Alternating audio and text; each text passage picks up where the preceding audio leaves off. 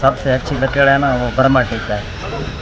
बाकी बहुत वैरायटियाँ समझो कि जैसे चिरगोला हो गया, दियार हो गई, अफ्रीकन टीक हो गई। ये सबसे अच्छी जो है ना बर्मा टीक है। ये 12,000 का फूट है एक 6 फुट का हिसाब।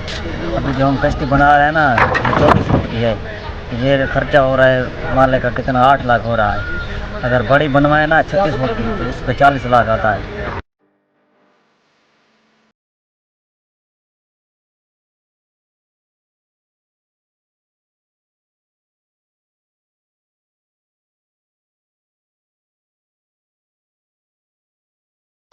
ग्रामीण में मेरे अबू से और दादा हम लोगों के 50-40 साल यही काम करते आ रहे हैं।